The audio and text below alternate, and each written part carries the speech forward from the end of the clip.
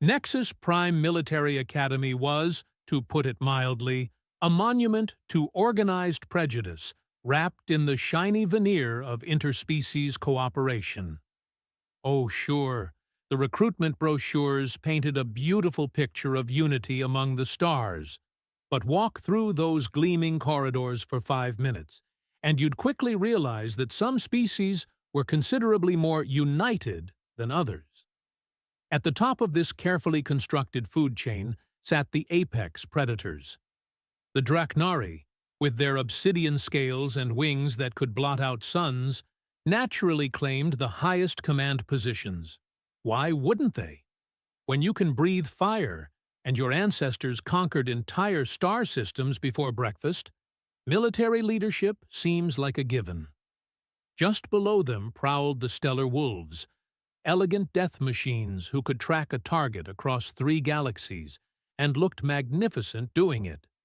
Then came the Vorthak warhounds, built like living siege engines with teeth that could crack neutronium and attitudes to match.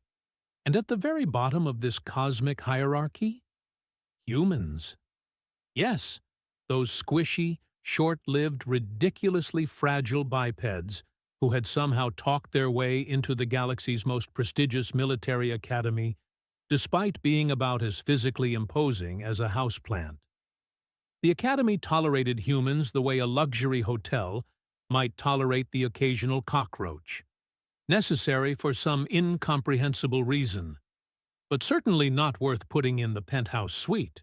Which brings us to Cadet Jaime, who was currently on their hands and knees scrubbing bio-waste from the Drachnari dormitory floors, wondering not for the first time how exactly humanity had convinced anyone they belonged among the stars.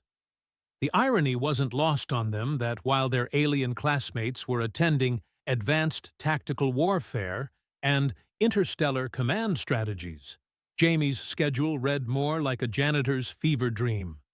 Sanitation protocol beta, nutrition distribution systems, and the ever-popular general maintenance and repair. Pathetic, rumbled a voice that could have cracked bedrock. Commander Thexelon loomed over Jaime like a living shadow, his crimson eyes glowing with the kind of disdain usually reserved for something you'd scrape off your boot. The Drachnari stood nearly 3 meters tall, his obsidian scales catching the artificial light in ways that suggested violence was always just one heartbeat away. Tell me, human, what exactly does your species contribute to this academy besides this? He gestured dismissively at Jaime's cleaning supplies. The question hung in the air like a toxic cloud, drawing snickers from the handful of Drachnari cadets who'd gathered to watch the show. Because nothing said advanced military education like watching the apex predators torment the maintenance staff. Jaime didn't look up from their scrubbing. Clean floors, sir. Someone has to do it. Indeed. Thexelon's laugh was like grinding stone. How fortunate that your people found their calling. Oh, the wit. The devastating cleverness. Jaime bit back the 12 different responses that came to mind, each one guaranteed to earn them a one-way ticket to the Academy's disciplinary chambers. Instead, they simply nodded and continued working. Because that's what humans did in the galactic food chain. They endured. The thing was, Jaime didn't particularly mind the cleaning. There was something oddly satisfying about taking chaos and imposing order on it, about seeing problems and fixing them without fanfare or recognition. While other cadets postured and preened, competing for the instructor's attention like overgrown children, Jaime found genuine purpose in the quiet work that kept the academy functioning. Not that anyone noticed, of course. Attention. All personnel. The academy's announcement system crackled to life, its artificial voice somehow managing to sound both urgent and bored. Prepare for the arrival of the Apex Cubs delegation. All command staff report to Ceremonial Hall Alpha immediately. All maintenance personnel continue current assignments. The Draknari cadets straightened like someone had run an electric current through the floor. Even Thexalon's perpetual sneer shifted into something approaching respect. The apex cubs. Now there was a phrase that could silence a room full of predators faster than a hull breach. Jaime had heard whispers about the cubs, fragments of conversation quickly hushed when humans drew near. They were the offspring of the galaxy's most dangerous creatures, brought to the Academy once every few cycles for reasons that remained frustratingly vague. Some said it was ceremonial, others claimed it was a test of some kind. What everyone agreed on was that the cubs possessed an almost supernatural ability to sense something. Leadership potential, perhaps, or maybe just which beings were worth their attention and which weren't. The stories varied, but the pattern remained consistent. The cubs would visit the highest-ranking officers first, spending time with those who commanded respect through force and fear. It made sense, really. Like recognized like, and apex predators naturally gravitated toward their own kind. Move aside, human. Thexalon's talon caught Jaime's shoulder, not quite hard enough to leave marks, but with enough pressure to make the hierarchy crystal clear. The cubs will be arriving soon, and I won't have your presence contaminating the ceremony. Jaime gathered their cleaning supplies without protest, but something in Thexalon's tone made them pause. There was an edge there, sharp and gleaming like a freshly honed blade.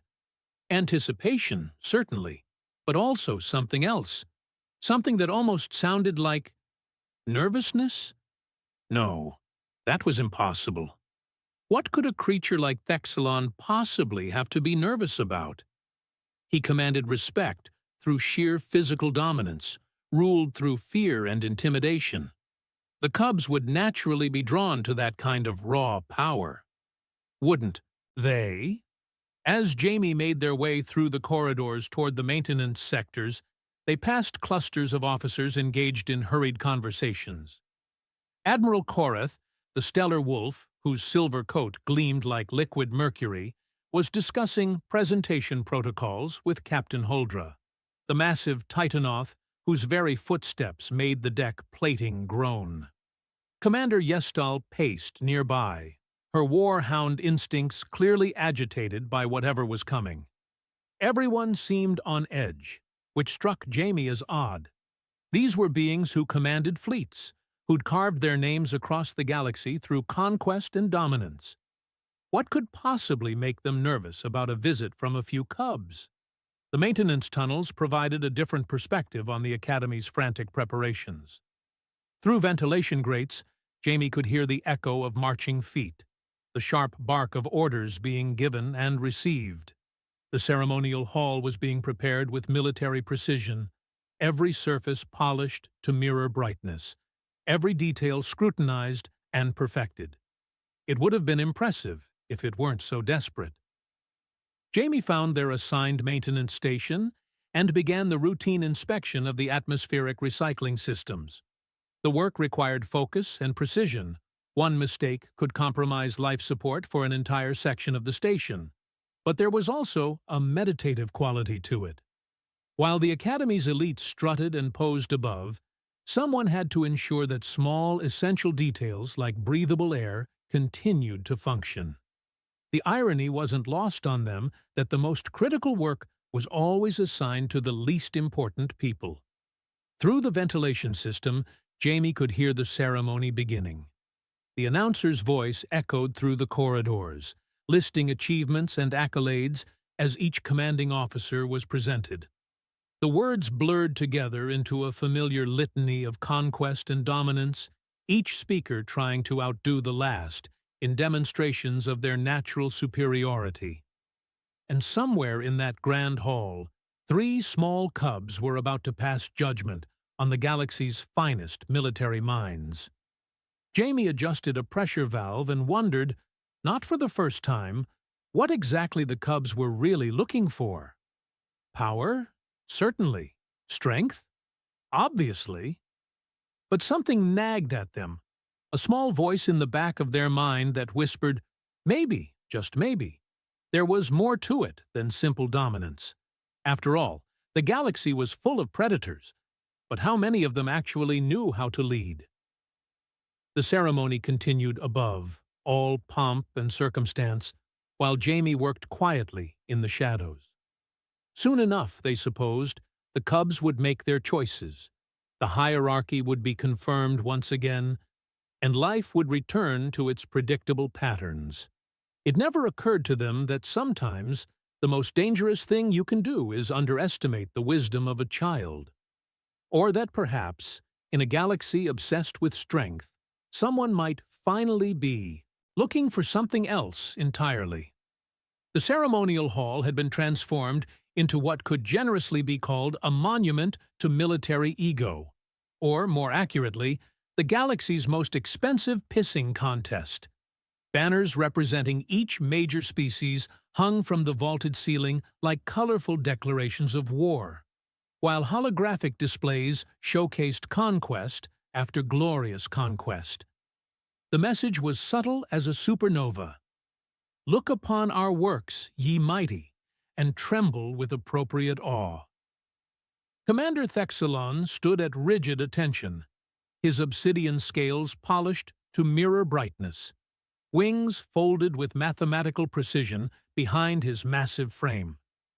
To his left, Admiral Koreth maintained the kind of predatory stillness that made small creatures instinctively check their escape routes.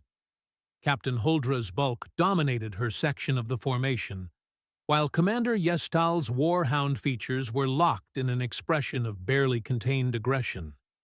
They were, without question, the most impressive collection of apex predators the galaxy had to offer. Natural-born killers, every one of them. Leaders who commanded through strength, fear, and the kind of raw dominance that had carved empires from stellar dust. And they were all, to varying degrees, absolutely terrified of 3 small cubs. Remember, Admiral Koreth's voice was pitched low enough that only his fellow commanders could hear. Maintain direct eye contact. Show no weakness. Cubs respect strength above all else. Obviously, Thexelon rumbled, though sweat was beginning to bead along his scaled brow, despite the hall's cool temperature. My lineage speaks for itself. Ember will naturally gravitate toward proven dominance. Captain Huldra shifted her massive weight from one foot to the other. The Titanoth have never been found wanting in trials of strength. The cub will sense this. It was fascinating, really, watching these titans of military might trying to convince themselves they had nothing to worry about. Like watching dragons practice their roars in front of mirrors, just to make sure they still sounded appropriately terrifying. The great doors at the far end of the hall began to open with the kind of slow, dramatic timing usually reserved for revealing superweapons or announcing the end of the universe. The assembled officers snapped to even more rigid attention, which was quite an achievement, considering they'd already been standing straighter than engineering specs should have allowed. Through the doorway came Elder Keeper Rathmaw, moving with the fluid grace of something that had been ancient when the first stars were young. The creature's form defied easy categorization, part shadow, part substance, with eyes that held the weight of cosmic time and features that seemed to shift subtly in peripheral vision. Behind the elder came the cubs, and oh, what cubs they were! Ember, Thexelon's own offspring, possessed all the deadly beauty of her species in miniature form. Her scales shimmered between crimson and gold, and her eyes held intelligence that was both innocent and utterly predatory. Beside her padded Howl, the young stellar wolf, whose silver coat seemed to capture and reflect light in impossible ways. And bringing up the rear was Crimson, the Vorthak warhound cub, whose compact frame already promised the kind of destructive potential that could crack planets. They were, without question, the most adorable instruments of universal judgment ever assembled. "The visitation begins," Rathmaw announced, voice carrying harmonics that seemed to resonate in dimensions the human ear wasn't equipped to process. "The Cubs will greet each commander in order of rank and accomplishment. They will spend what time they deem appropriate with each, learning what can be learned." The ceremony that followed was a masterclass in barely controlled desperation disguised as military protocol.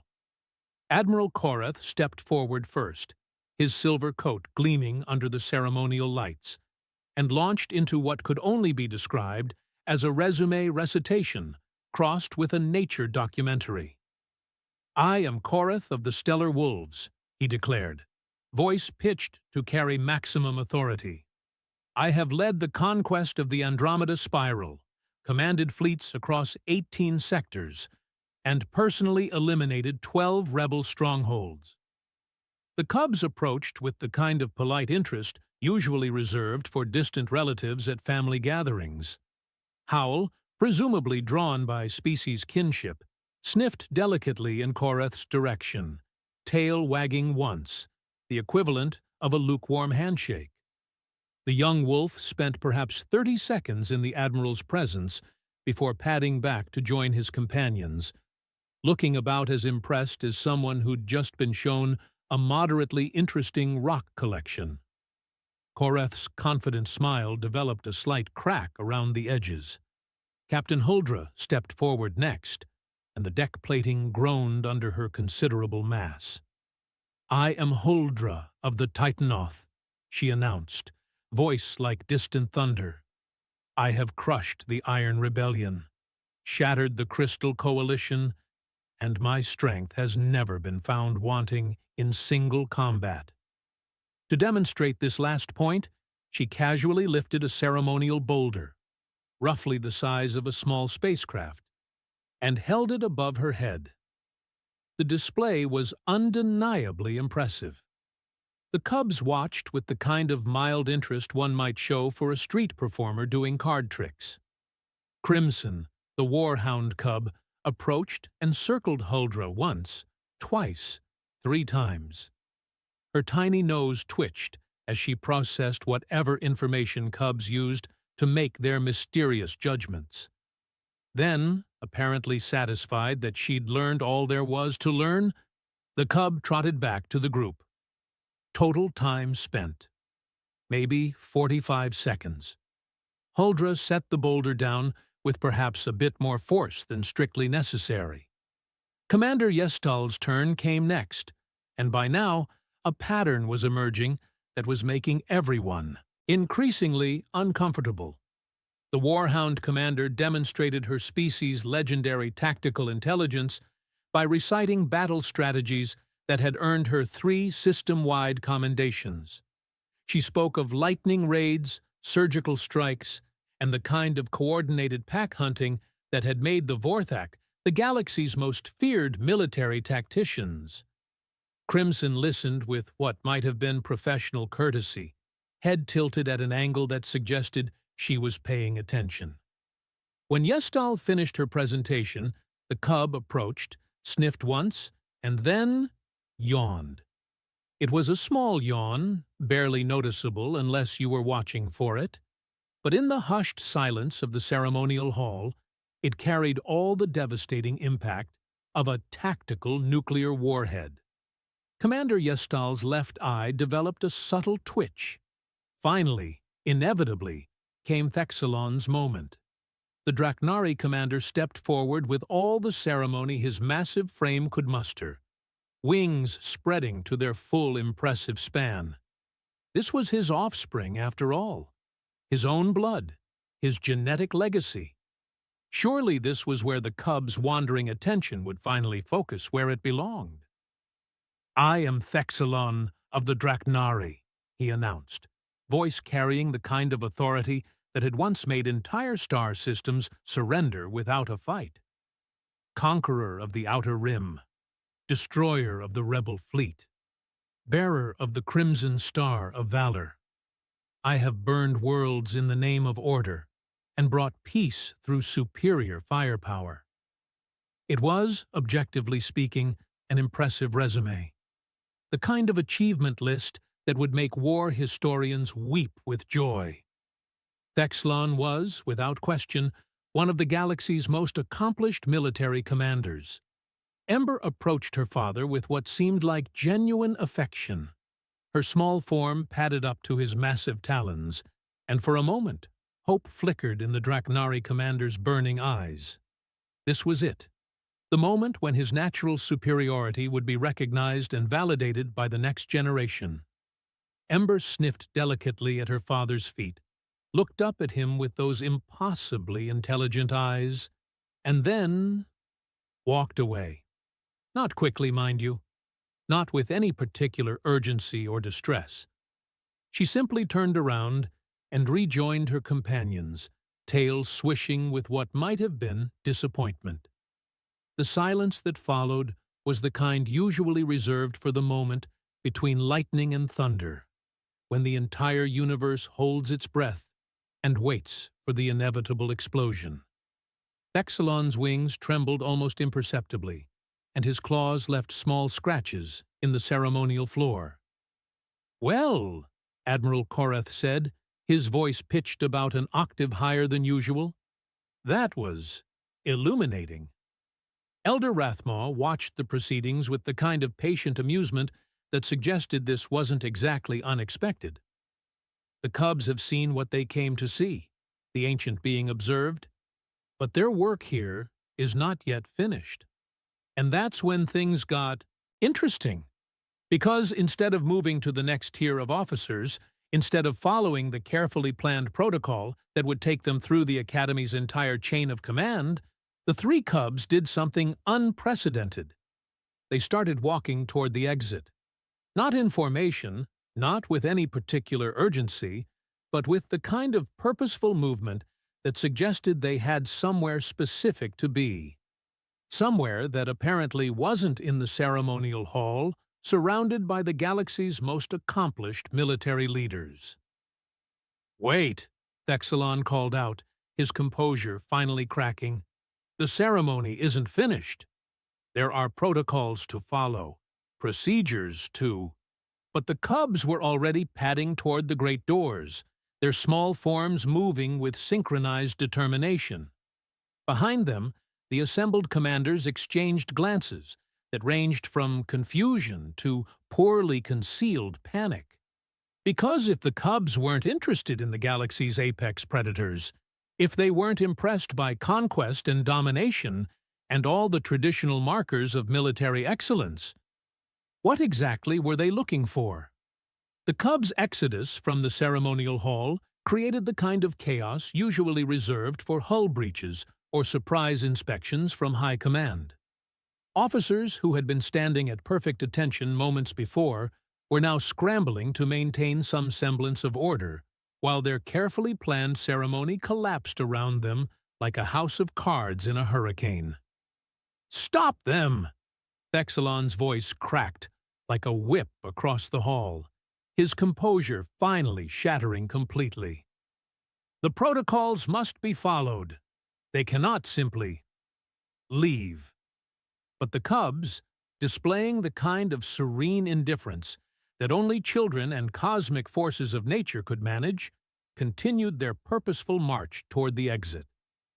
Behind them, Admiral Korath was frantically consulting his tactical display, as if military strategy could somehow explain why three small predators had just dismissed the galaxy's finest commanders like yesterday's space rations.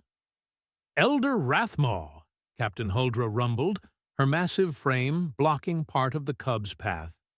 "Surely there's been some misunderstanding.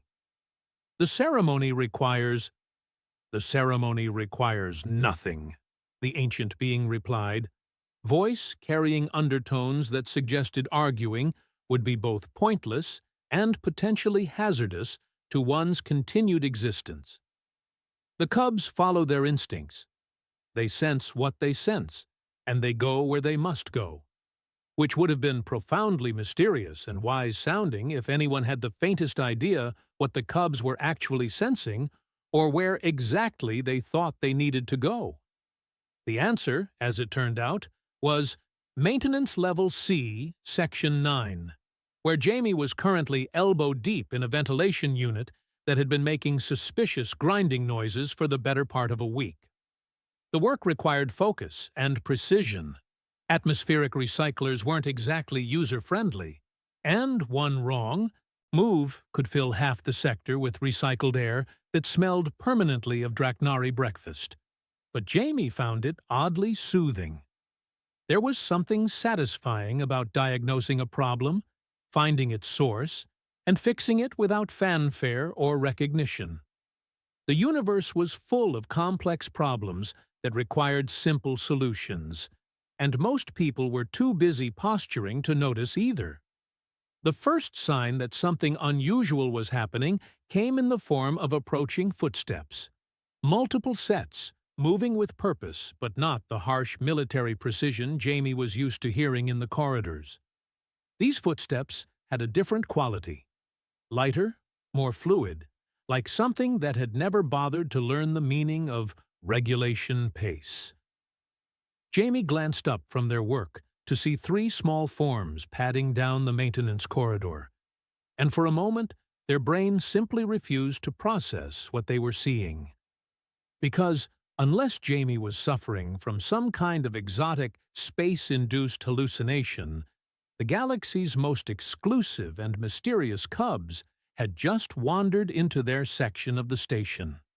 Behind them, at a distance that suggested either respect or profound nervousness, came what appeared to be half the Academy's command staff.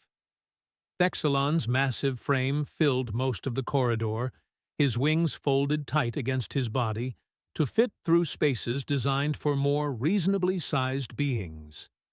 Admiral Korath prowled behind him, silver coat gleaming under the harsh maintenance lighting, while Captain Huldra's bulk forced her to duck low beneath overhead conduits. They looked, Jaime couldn't help but notice, absolutely ridiculous, like a parade of apex predators who had taken a wrong turn somewhere and ended up in the custodial supply closet. "There," Thexelon announced, pointing one massive talon in Jaime's direction. "The human! Remove it immediately. The cubs have clearly been confused by some sort of pheromone or cleaning chemical."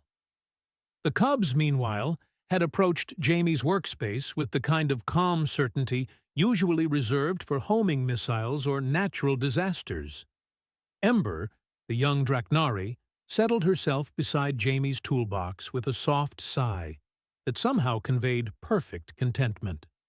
Howl curled up near Jaime's feet, tail wrapped around his compact form like a silver question mark.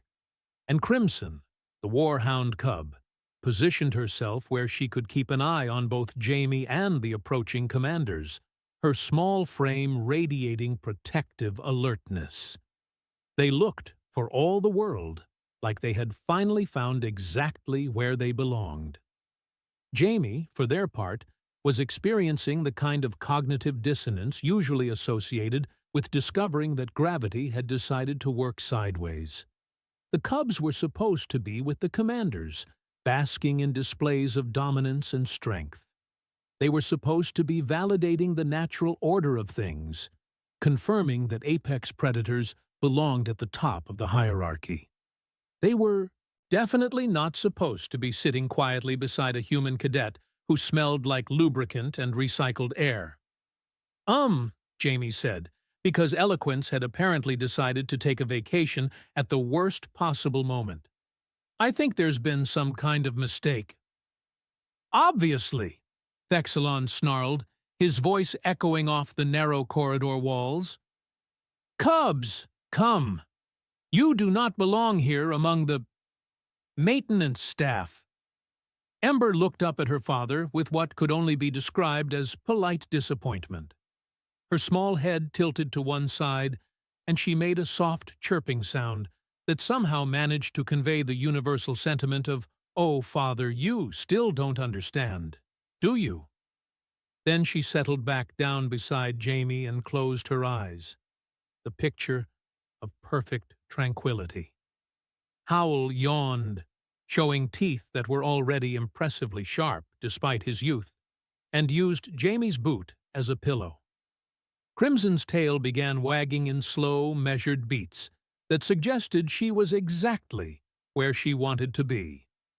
The silence that followed was pregnant, with the kind of implications that made military commanders break out in cold sweats and question their fundamental understanding of the universe. Because if the cubs weren't responding to traditional displays of dominance, if they weren't impressed by conquest and strength, and all the markers of apex predator status, what in the name of all that was holy were they responding to? Admiral Korath cleared his throat, the sound like gravel in a cement mixer. Perhaps, he suggested, his voice carefully controlled, there's some quality in this human that we're not seeing. Captain Huldra's laugh was like distant artillery. What quality could a human possibly possess that we do not? They're barely sentient compared to our species. They have no natural weapons, no enhanced senses, no evolutionary advantages whatsoever. Maybe that's the point, Jaime said quietly, still working on the ventilation unit because somebody had to fix it, and the cubs seemed perfectly content to let them continue. Maybe they're not looking for weapons. The suggestion hung in the air like a toxic gas leak, and judging by the expressions on the commanders' faces, it was about as welcome. Thexalon's eyes began to glow with the kind of inner fire that suggested someone was about to have a very bad day. Preposterous, he rumbled. Strength is the foundation of all leadership. Dominance is the natural order. These cubs are simply confused. But even as he spoke, more figures appeared at the far end of the corridor. Elder Rathmaw approached with the fluid grace of something that had been watching this entire drama unfold, with the patient amusement of cosmic inevitability. Behind the ancient being came a handful of academy instructors and senior staff, their faces displaying the kind of carefully controlled panic usually reserved for discovering that the life support systems had developed a sense of humor. "Ah," Rathmaw observed, voice carrying harmonics that seemed to resonate in the station's hull plating. "They have found what they were seeking." "This is impossible," Commander Yestal snarled, her warhound features twisted with frustration. "The human has done nothing, achieved nothing. They clean floors and fix machinery. Where is the leadership in that?" Elder Rathmaw's laugh was like wind chimes made of starlight. "Child of war," the ancient being said, "you look but do not see. You hear but do not listen. Tell me, what has this human done since you arrived?" The commanders exchanged glances, clearly trying to figure out if this was some kind of trick question. Finally, Thexalon spoke up, his voice dripping with disdain. They have been performing maintenance work, menial tasks, nothing worthy of notice." "Indeed," Rathmaw agreed. "And did any of you think to ask what specific maintenance work was being performed?" Another exchange of glances. It was becoming increasingly clear that for all their tactical brilliance and strategic thinking, the assembled commanders had somehow missed the most obvious question of all. Jaime looked up from the ventilation unit, wrench still in hand. "The atmospheric recycler for sectors 8 through 15, they said simply. "It's been malfunctioning for 6 days. If it fails completely, life support for roughly 4,000 beings gets compromised, including the junior cadet dormitories." The silence that followed was the kind that usually preceded either enlightenment or explosions. 4,000 beings, Rathmaw repeated, voice soft as silk and sharp as quantum steel. including the most vulnerable members of your academy community. And while you gathered in your ceremonial hall, polishing your achievements and practicing your dominance displays, this human worked alone to ensure their continued survival. Ember lifted her head and made another soft chirping sound, this one clearly aimed at the assembled commanders. The tone was unmistakably reproachful, like a parent catching their children in an act of stunning obviousness. Leadership, Elder Rathma continued, is not always about commanding from the front. Sometimes it is about serving from the shadows. Sometimes the strongest thing you can do is ensure that others never have to know how close they came to disaster. The cubs, meanwhile, had arranged themselves around Jaime like a furry security detail, their contentment so obvious it was practically radiating heat signatures. They had found their alpha, and he was exactly where alphas belonged, taking care of his pack, even when his pack didn't know they needed taking care of. Thexalon's wings trembled with barely controlled emotion. This cannot be. But deep down, in the part of his mind that remembered what it meant to be more than just a weapon with wings, he was beginning to understand exactly why his daughter had walked away from everything he thought he represented, and why she had chosen to sit beside a human who smelled like engine oil and dedication.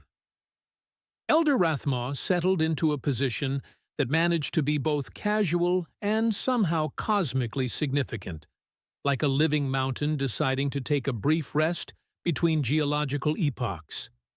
The ancient being's presence filled the narrow maintenance corridor in ways that had nothing to do with physical space and everything to do with the weight of accumulated wisdom. "Gather close," Rathma said, voice carrying harmonics that made the station's hull plating hum in sympathetic resonance. "It is time for a story. A true story about the nature of leadership and the wisdom of children." The assembled commanders shuffled closer with the kind of reluctant fascination usually reserved for watching traffic accidents or supernovas. You knew it was going to be devastating, but you couldn't look away. Jaime, meanwhile, had given up any pretense of continuing their work and was sitting cross-legged beside the ventilation unit, unconsciously petting Ember's scaled head, while the young Draknari purred like a contented engine. "Long ago," Rathma began, "before your species reached the stars, before empires rose and fell like tide pools, the first apex predators learned a truth that has since been forgotten by their descendants. They learned that the strongest pack leader is not the one who dominates through fear, but the one who serves through love." Thexalon's snort could have powered a small fusion reactor. "Sentiment," he rumbled dismissively. "Pretty words that ignore the reality of natural selection. The strong lead, the weak follow. That is the order of things." "Is it?" Rathma's smile was like watching light bend around a black hole.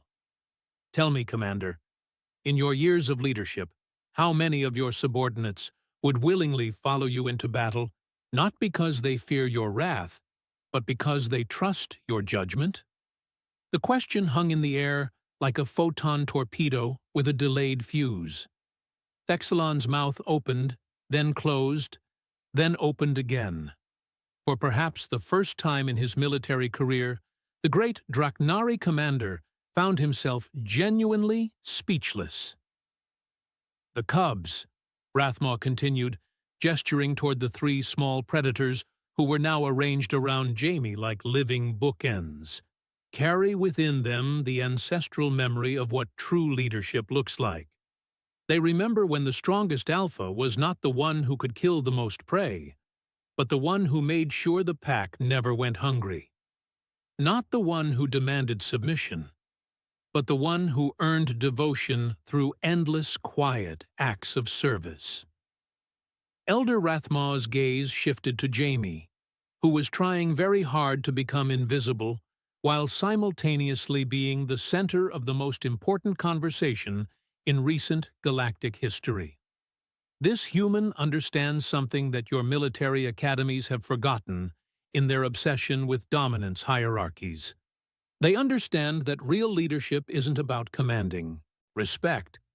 It's about being worthy of it. But they're human, Admiral Korath protested, his voice pitched slightly higher than usual. They have no natural advantages, no evolutionary supremacy, no ego, Rathmaw interrupted gently. No need to prove their worth through displays of violence or dominance. They simply do what needs to be done. And in doing so, they demonstrate the kind of strength that empires are built on. Not the strength to destroy, but the strength to protect and nurture and serve. The ancient being stood, movement flowing like liquid time, and approached the small group clustered around Jaime. The cubs looked up with expressions of perfect trust and contentment, their body language screaming a message that even the most tactically challenged commander couldn't miss. This is our alpha. This is where we belong. Your species, Rathmaw said, addressing the assembled commanders, have spent centuries perfecting the art of war. You have built magnificent war machines, developed devastating weapons, conquered entire star systems. But in all that time, how many of you have stopped to ask the fundamental question, what comes after conquest? Captain Huldra shifted her massive weight from one foot to the other. Consolidation, she rumbled, establishing control, maintaining order through superior force. And how is that working for you? The question was delivered with the kind of gentle irony that could slice through battleship armor. How many rebellions have you crushed? How many worlds have required pacification? How many times have you had to remind your subjects why they should fear you? The silence that followed was punctuated only by the soft humming of the ventilation unit Jaime had been repairing. A reminder that while they'd been having this philosophical discussion, the human had quietly returned to their work, ensuring that 4,000 beings would continue breathing without ever knowing how close they'd come to disaster. It was, Jaime realized with growing mortification, probably the most profound leadership demonstration anyone could ask for. And they'd done it completely by accident while trying to avoid attention. The cubs understand, Rathmaw continued, what your military doctrine has forgotten. They recognize that the human's approach to leadership, quiet, consistent, focused on the welfare of others rather than personal glory, represents something their species evolved to follow. Not a tyrant who demands obedience, but a shepherd who earns trust through endless, selfless service. Thexelon's claws scraped against the corridor floor, leaving shallow gouges in the metal. "This is impossible," he muttered, but the conviction was gone from his voice. Leadership requires strength, dominance, the ability to make hard decisions and enforce them through superior power. Does it? Jaime spoke quietly, not looking up from their work. Because, from where I'm sitting, leadership looks a lot more like making sure the life support systems work, so nobody has to worry about breathing. It looks like cleaning up messes before they become problems. It looks like taking care of people, I guess. They gestured vaguely at the ventilation unit. I mean, anyone can blow things up or conquer star systems if they have enough firepower. But can they fix an atmospheric recycler at 3 in the morning when nobody's watching? Can they notice that the junior cadets haven't been eating properly and quietly adjust their nutrition allocations? Can they? Jaime trailed off, apparently realizing that they were delivering a lecture on leadership philosophy to some of the galaxy's most decorated military commanders while covered in grease and sitting on a maintenance corridor floor. Can they serve? Rathma finished gently, without recognition, without reward, without anyone ever knowing their names or celebrating their achievements. Can they lead from behind, ensuring that others shine while they remain in the shadows? Ember lifted her head and made a soft sound that was part purr, part chirp, and entirely approving. Her small form pressed closer to Jaime, radiating the kind of trust and affection that couldn't be faked or commanded, only earned through consistent, caring action. The other cubs followed suit, Howl's tail wagging slowly, while Crimson positioned herself protectively between Jaime and the assembled commanders. The message was unmistakable.